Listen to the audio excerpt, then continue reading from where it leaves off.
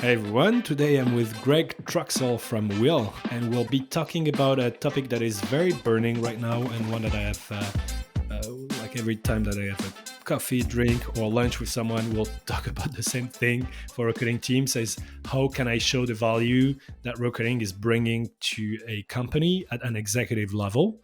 And obviously the changes in the market make it an even more burning issue. And during our prep call together, Greg, you talked a lot about how you think about reporting for recruiting teams, how they could take some inspiration from sales teams as well. So very happy to have you here. Can you start by introducing yourself and Will, and then we'll talk about that topic and hopefully give actionable tips for people listening to us. Yeah, well, thanks for having me, Robin. My name's Greg. I'm leading the recruiting function at Wheel. Wheel's a digital health startup, Series C, and at the time, like going through this era, it's been really interesting. Like taking a company, I joined as a first recruiter at Wheel, and taking the company from A to C through the ups of the A and B to this market being where we were at C has led to a lot of changes in, I think, how we should be recruiting. Prior to Wheel, I was consulting with a lot of different companies. I got the opportunity to see companies in a lot of different stages, from pre-IPO DoorDash all the way to stealth mode startups, and just being able to solve problems wherever they arise. And now we're in this unique moment at Wheel is like, what's the direction moving forward? And we see it every day. Another company doing layoffs. What mistakes are being made to cause for this? And that's what I am thinking about. Like, recruiting can be aligned to that strategic function to hopefully prevent this in the future. And we do have the data to do it. It's now about putting in the work to make it complete and have our executive team see the value. So that's a little about me and like my mission in recruiting, but located in Austin, Texas. So any Austin, Texas listeners, say hi. We'll meet up for coffee or drinks. But again, Robin, thanks for having me. Cool. And yeah, you mentioned the layoffs. Obviously, it's on everybody's mind right now. Yeah. Layoffs have impacted recruiting teams disproportionately, um, way more than the rest of the team, because most of the time, recruiting teams are not considered strategic. They're just considered almost disposable resource that you can use at some point when you need to hire and then get rid of them when you don't need to hire anymore. And moving from that thinking of a cost center to a profit center is critical to recruiting teams to keep on thriving, to keep the jobs, to keep on having impact.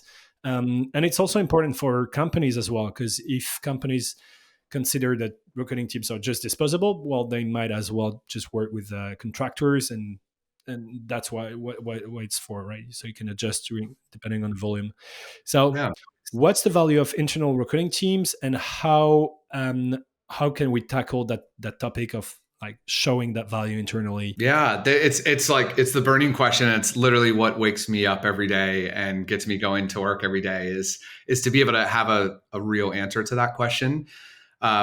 It's funny, we see it if you listen to an investor or venture capital firm speak and talk about the market today, the market 10 years ago, the market in the future. There's one solution that they always come to, and if you win the war on talent, you will win. So if that's the one guarantee throughout every part of, no matter if we're in the highs of a market and the lows of a market, if the war on talent, winning that is the most critical piece, then why wouldn't talent acquisition be a strategic function? And a lot of the history of recruiting I found is like the data has never been there. And now we are at a time where the data is available. It's now being able, like now using that data and being able to inform our leaders about it. And there's a lot of pieces that I've been working on, still not completed, but working every single day to get to, is how can we turn, just like a sales rep at a company, you know how much revenue they bring in every single year, right? It's their quota. But we have the data and we can equate that to recruiting. For instance, like version one being revenue for the company divided by as many employees, recruiting added X revenue per year by talent acquisition. There's a very simple strategy to get there, but the end goal is being able to tell our executives and investors the pieces that they care about, which is the bottom line, the dollar numbers. Before, it's always been recruiting says, oh, the market does this, it's looking good, but there's no actual concrete dollar number associated. And that's what matters to a lot of business leaders. This first one seems easy. It seems super simple, but I don't think a lot of people actually do this. You just take the entire revenue, divide it by the number of people in the team, and then you say, okay, each time that we add one person in the team, we're actually adding that number in revenue. Yeah. Super easy to do, and really changes the perception on the recruiting team. Yeah, exactly. And you can even take that metric and you start to expand it out. So say you do get that number. And this is very V1 because I think a lot of people can agree, and I don't mean to pick on titles, but a level one customer support rep will have a different revenue number than a senior software engineer. That's fact. And that's the version 2 of it, where that's where the art of the metric has to come into play. And that's a lot harder to figure out. But if you take that just V1 version, revenue divided by employees equals, you can even find out, all right, we're hiring a senior software engineer and we need to hire it by this date. Well, how many, if we don't hire it by this date, say we hire it 7 days later, we've lost this many dollars per day that we don't hire it by this date because we're not getting that revenue. And that's also, it seems like a negative metric towards recruiting, but it's actually a positive metric because it gets a lot of the leadership buy-in to get the tools that you need to do your job successfully, because they learn how much money they lose every day that role isn't hired. So it's the inverse as well. It shows how much it hurts to not have this role and how much it gains to have this person in the role. So you can have for each individual recruiter, you can have, if I hit my number this year, if I hire my 20 or 30 people this year, I'm actually bringing that amount of revenue to the team, to the entire company. Then that gets also, what's interesting is so the recruiter will be bringing, I don't know, like 5 million in revenue for the team for the year. And Yeah. then you understand that a good recruiter will hire people. The impact of a good recruiter is probably like, if hire people who are on average 10% better, then I'm Yes. adding an extra 500,000 per year. So Um, that's the secret sauce. Is there's actually a study that was done that a high performer brings about 4 times more revenue than an average performer. So if you introduce the metric quality of hire, which is something I'm very passionate about, to keep quality hire as a metric kept within the organization, if recruiting added 3 superstar hires this quarter, then recruiting increased revenue by X, not only just per hire, but we also are bringing high performing people in. And you won't know those high performers till about 6 months in, once people are onboarded and performing. But at the end of the year, that metric is incredible. You can show not only one, like how much money you're bringing in by person basis, but how many really, really great hires the team is making, and it's equating to a dollar amount. And obviously it's not exact because of the fluctuation of what each role does for the org, but it's an informative metric related to money. And that's and it's recruiting. easy. It's super easy. You can do it right away. Because I can understand how it can be tricky if you dig into each role. Then you start, but like the generic number, the big numbers, it's already a pretty good way to show the impact of the recruiting team. And how did you go through this work yourself at Will, like trying to understand the dollar value of each hire based on the role, experience, and if so, how did you do it? Yeah, I just, so we don't have it implemented yet at Wheel. I've been playing around with this now for a year and a half, and we're getting to the version 2 side of things now. So I do have the numbers, but Wheel doesn't know, or company doesn't know yet. It's something I'm just looking at to make sure it matches up with company metrics.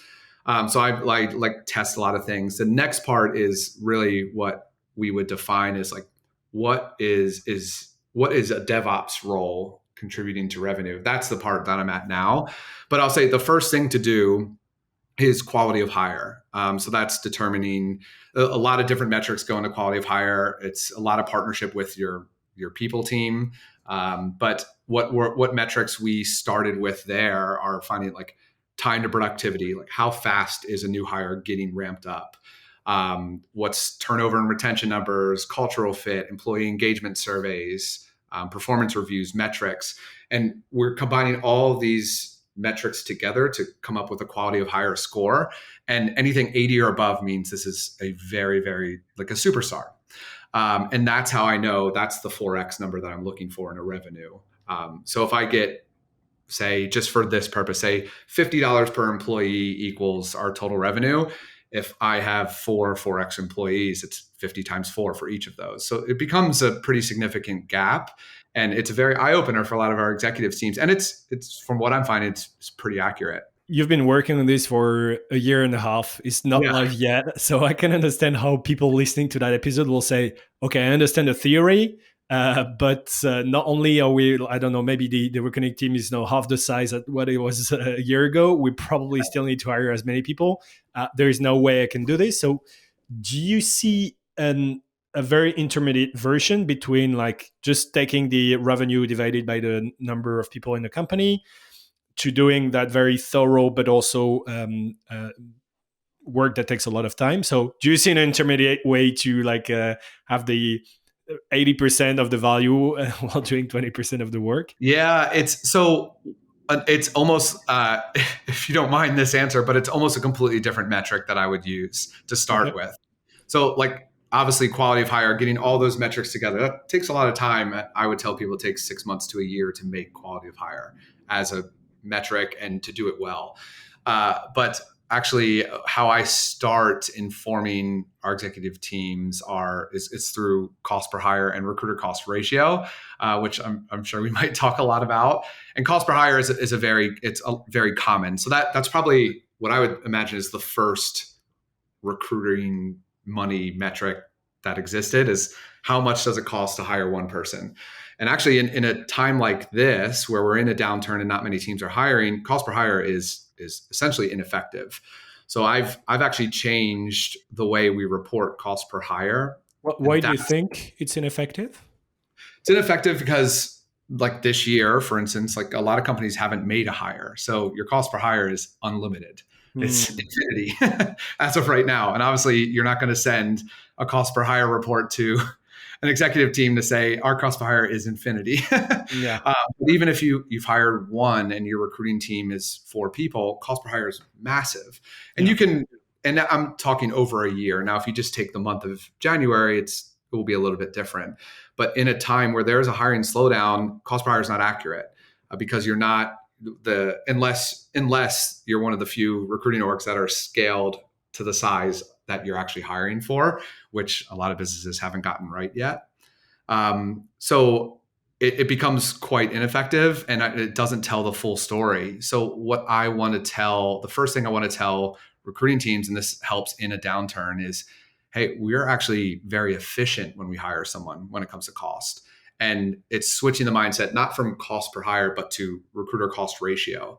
And that's taking all of the costs that you would spend on recruiting plus divided by all of the costs it took to hire somebody. So like the first year salary, if you use CoderPad, that gets in. If you use GEM, ATS, all the costs associated with every tool you would use to hire divided by recruiters, but by that first year salary, that equals a recruiter cost ratio. And typically if you're under 14 cents, you're doing great. And what that metric says is for every dollar that you spend on new hires, 10 cents of that goes to the acquisition costs, which is very efficient, very good. So you could have, at the same time, I could have a cost per hire that's $30,000 per hire, but my recruiter cost ratio is 10 cents. And that shows me that we have a fast process. We use our tools efficiently. We make a great hire quickly, and it's cost effective. So it kind of takes it down to a per hired base, and that helps. That essentially shows our executive teams that they don't need to cut the recruiting team because they're spending too much per hire. It shows that we're actually efficient with the tools that we're using versus the money they're actually spending on hires. So that's the first metric I start with to kind of show how to think about cost and recruiting. Can we unpack this a bit more again? So Yeah. cost ratio, recruiting cost ratio is basically you take what is the salaries of the recruiting team over Yep. the entire cost of recruiting one person or the person that you hired. So there is Yeah. salary, first year salary. There would be the tools. So you mentioned like your ATS, your recruiting CRM, Fleet. the Uh, job boards, everything, right? And yeah. then you're basically Okay, but I can You see take all how. that Yeah. and divide it by salary. Okay, divided by salary. Oh Yep. no, you take all this and then you divide by the salary of the people that you hired. So the Yep. cost of Exactly. your software uh, is added to the salaries of the team, and then Yep. got it. Okay, cool. I thought it was the opposite. I thought you just took the salaries of the team and then you divided Yes. that by the software, etc., etc. Okay, got it. So that Totally. makes sense. Yeah. So all recruiting costs divided by first year salaries. And that will get you a ratio. You can multiply that by 100 and it'll get a percent. And that's how much percent on the dollar you would spend per hire in that, during that time frame that you're checking it. Makes sense. Perfect. Okay. So, and this is, yeah, I can see how that is a good number, right? It's one that's just almost, it's like the cost of acquisition, right? Of like Mm, from a marketing cost. So where cost per hire can be wrong often, this recruiter cost ratio is going to be right on the money almost every time. got it. Um, it's showing it's staying true to the cost that they're spending to acquire a certain resource, and that's how a lot of executives think. Like, how much am I spending to acquire this resource or this customer, and how much is it getting out? And it relates it to those same terms, at least in my brain. Okay. And the way we could connect that number with what we discussed just at the beginning of this episode is you could even think of it as the recruiting costs divided by the total revenue generated by the person that you hired. Exactly. Yes. Yeah. And that baseline, if you start using that, you can start informing more. You build off of it. And then while you're informing those, like the cost metrics, which are a lot easier and manageable to calculate, that's when I would say, start building quality of hire, and then you can get into the revenue side of the world. But those metrics are really, like, the first time I shared those metrics with our team, it was pretty eye opening because it looked like cost per hire was way too high, Mm. but when show the ratio, it's like, oh, we're only spending 10 cents on the dollar, which is very good. So it's, and I could see a lot of executives panic when they see certain cost per hire numbers. So there's a lot of extra relative information associated. And from my experience, I think I had a survey on took LinkedIn Sales Navigator data and found out that the recruiting team was on average 2% of the entire team. It's probably Mhm. even less in terms of spendings because sales marketing will spend much more than recruiting. Oh yeah. So in a company where recruiting is less than 1% of the spendings, uh, and it's probably like even much smaller compared to the actual revenue, and you're just saying, okay, basically we're investing, I don't know, 0.5% of our revenue into growing the team. It doesn't make sense. It should be much more than this Yeah. because the team is the number one competitive advantage that we have. Exactly, exactly. Right. And it goes back to the very beginning. It, like in any market, if you win the war on talent, you win the war. But in thinking of, like, when I started on this, it was really around COVID when I started thinking, it's like, we have to change the way we think about recruiting. And like, think about what a company spends the most on: people and cloud storage. I think that's probably the top two for most tech companies nowadays. So Hmm. if you can show that your most expensive resource, which is people, that you're getting them at a very, very inefficient, like, or effective clip, at a very cheap, I don't know what the right word is, but at a very good ratio, we'll call it, that shows a lot more confidence in the recruiting team and what they're building. uh, I think today you see a lot of, like, the recruiting teams that are getting laid off. The executive teams aren't realizing, like, they're like, oh, we're not hiring, so, like, let's just cut that out. But now what they're doing is their recruiter cost ratio and their cost per hire is going to increase so much more now because they have to hire recruiters. They have to put so much more effort to build a team. So it's actually now going to cost more for them. So we're losing money by doing it this way. So it's a, I would say, an ineffective business decision, but I'm not behind their books. So I'm not calling them ineffective, but the numbers tell the true story when you look at it like that. Yeah, I think anybody listening to that conversation will want to invest more into recruiting. Like, yeah, that doesn't make sense. My number one resource is people. If I get a good recruiting team, they'll just get better people. We'll get Mm-hmm. more revenue. So I should invest in my recruiting team now, Yeah. not the opposite. Okay, cool. Any other numbers? So that's I like this because it's a bit contrarian. We've been saying for years at Hire Suite to look at a cost per hire. Now you're thinking you're saying this. Forget about cost per hire. This should be a totally different number, and I agree with you. Actually, I can see how that makes sense in a changing market.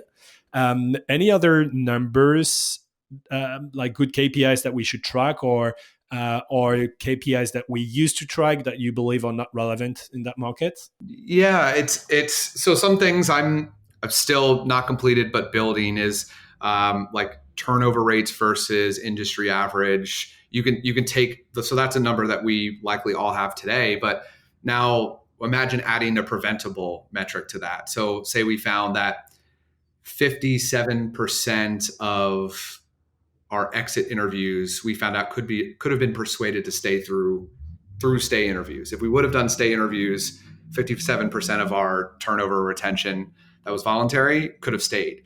Then all you do, revenue per employee, 57% of the people that leave, how much money we would have had left in the table. So like it's taking the simple metrics that we have and equating it like, how can I put a dollar to this? A couple others is diversity, which is DEI is so important, right? And there's actually a lot of articles today that DEI is actually falling in importance because of today's market. But there is a value add, and there's a lot of studies on this. There's an extreme value add on increasing diversity in critical roles. So by increasing, and you can, when you get to the art piece of metric of how much each team actually brings per revenue, you can calculate like, oh, I guarantee in a lot of cases, the teams that are most diverse will have the most revenue associated with it. So those type of metrics are important. I mentioned amount of money lost due to open days. So how long a day is open, how much money do you lose each day? That's a very effective metric. And the last thing I'll mention is essentially like it's the total the total money impact on the business. Definitely work with the CFO on this, but you essentially take your cost per hire, and on this one would be cost per hire and your new hire retention rate. So what percentage of first year hires are staying with the company? And then we can now play with our turnover costs associated. So if year over year we're decreasing our retention, that means we're growing revenue by X. And just simple metrics like that show what HR and talent are doing together as a team to increase companies' revenue. And because like when we get into conversations when the market's crashing, like our executives will have our backs. They're like, actually, recruiting added this much in revenue. A VC would be like, wait, what did you just say to me? Recruiting added what in revenue? It like to have your execs say that in a board meeting is extremely impactful. It's extremely powerful. So it's just thinking of what metrics do you have today? Is there a possible way I can tie a dollar amount to this? And start with the V1, just revenue divided by employees. And that will start from there. And if you continue to work with finance, CFO, director of finance, you can start getting to version 2 and how they view each department in the company and revenue associated. And that will even get more and more accurate, more meaningful. But yeah, those are a few. I can talk about. I have a million more in my head, so I'm trying to like pick. It's more already out. probably already a lot for like people who don't have these numbers, but yeah, it's a very good starting point. Do you Yeah. have any rules of thumb on those numbers? I'm thinking, especially so. If I were to do this, and if I were to compute a number, a revenue per hire, like a revenue per employee, what I Mm-hmm. would do is I would probably some kind of easy way to do this is probably to use multiples. So you'll say, okay, my junior CS person will be 1x and the senior DevOps will be 3x. If you Yep. already do this 1 to 3x, then you have a pretty good mapping. It's not super accurate, but it's already better than having everybody at 1x. So I'm thinking about this. I'd be curious to know if you have any numbers from your experience as well. Like, what was the range? Is it 1 to 3x? Is it like what do you have in mind? And then another number, you mentioned the ramp up time for the Mm-hmm. team. Yeah. Yeah. Usually, so do you have numbers on the ramp up time as well? Yeah. Like time to productivity. Yeah, time to productivity. Yeah. So for the first question is that's the mud that I'm trudging through right now is there's two parts of it. This was where it gets really artsy. So stop me if I may have lost you. I hope not. But so essentially, we've used DevOps as an example. So is DevOps a revenue supporter or a revenue grower? Do they maintain revenue or do they increase revenue? And that's per org. It could be different. Per maybe somebody says no, they increase revenue every time. There's arguments on all sides, but that's why it's important to get finance involved, like CFO involved if you can, or head of finance, because they'll help like bring those together. So what we found is actually DevOps is an increaser of revenue because they're able to get the software engineers to market faster.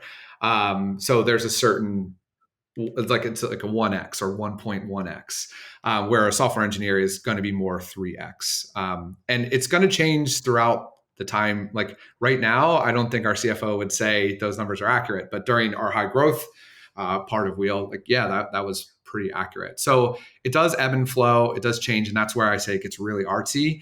And every company will have a different answer for this, depending on what their product is and how they deploy it.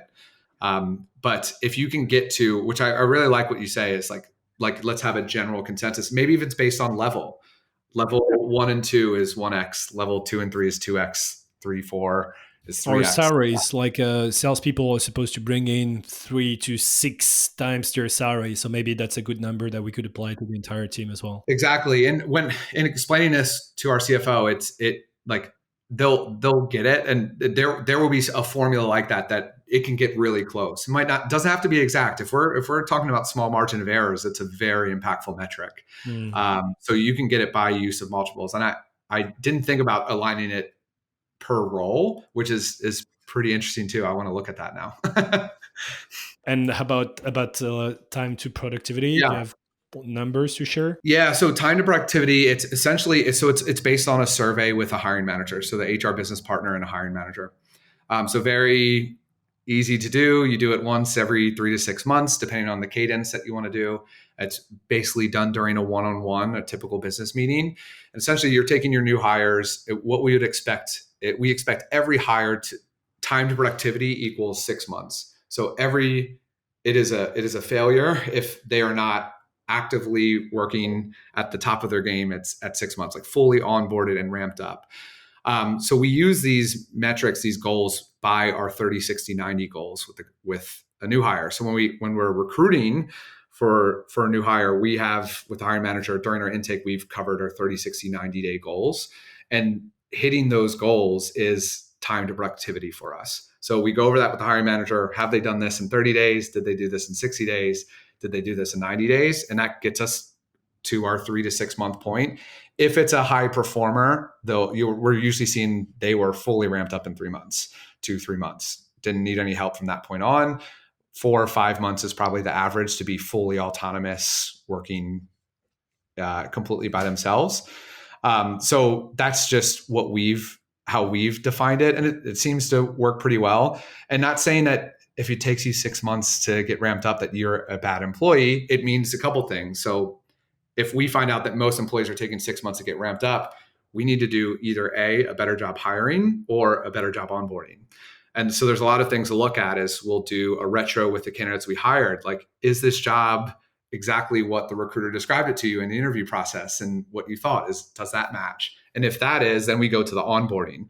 Where could we have sped this process up? Where are we lacking to get this person to, instead of 6 months time to productivity, to 4 to 3, and making that the average? So each one of these little metrics allows us to activate, like dive into that metric even deeper to find out where we are slipping, and check ourselves essentially. Okay, good. Well, thanks for that's a good ballpark, right? Time to productivity should be anything between 3 to 5 months. It's a good starting point. Yeah, absolutely.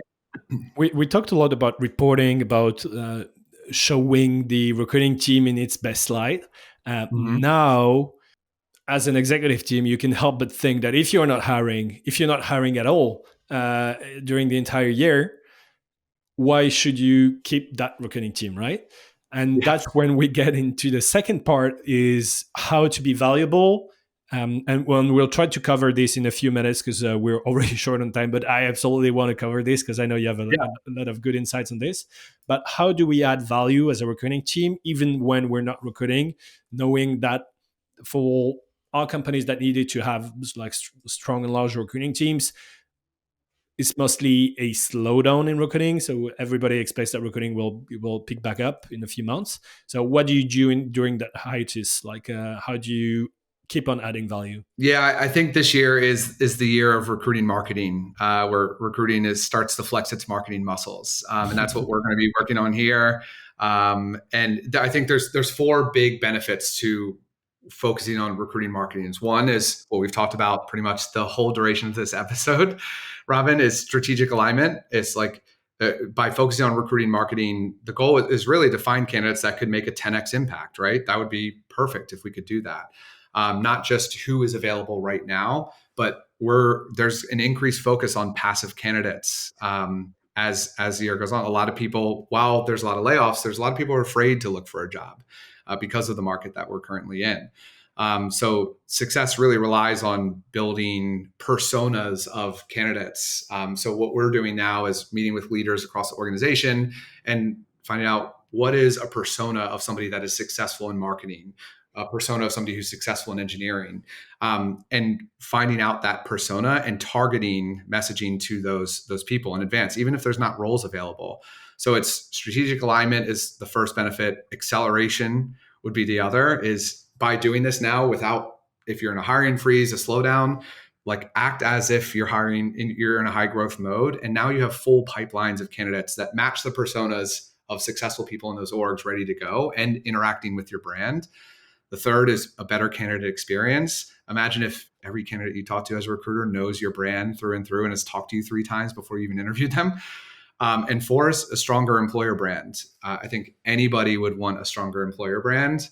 And with specifically Wheels company being white label, there's like an explanation that needs to happen when you get on the calls. Like here's what we do. To not use that time on that first recruiter screen, because they already understand that. They already understand what Wheel does based on recruiting marketing. It speeds up time to hire, which will lower your recruiter cost ratio, lower your cost per hire, and you're getting quality hires because you're relating to the personas that you believe create exceptional people in your organizations. So all the metrics that you're starting to report, quality of hire, recruiter cost ratio, revenue per employee, it starts to look even better and better by just strengthening your recruiting, marketing, and employer brand. And I think that's going to be the biggest focus for us this year is like, how are we going to align ourselves as the place to win the war on talent and get the best talent? We have to want the best talent to come here. And I think that's going to be a big part of what we do in a downturn is kind of switch our marketing muscles. Some other things is increased diversity. I've already covered like candidate quality, hiring costs. Yeah, there's so many benefits to it. This pattern of building your talent pool, nurturing your talent pool, and preparing for the next hires feels like uh, a lot of people know they should be doing this, but very few people do this.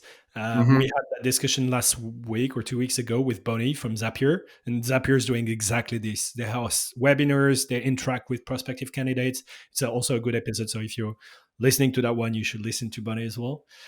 Yeah. And I feel like the top companies really do this right now, right? They consider recruiting as an investment because, and that's also, I know that this work of reporting or showing the value of recruiting to your executive team, it's not something that's done overnight, right? It takes time, Yeah. it takes education. You mentioned like working on that project for a year and a half.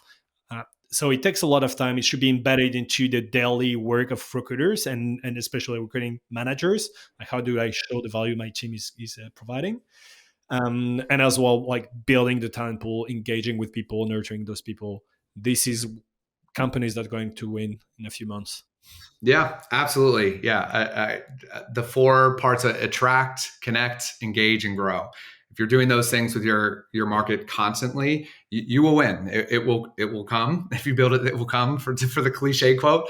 But it's true. And we don't have the time in the day to day to do these things. But right now we do.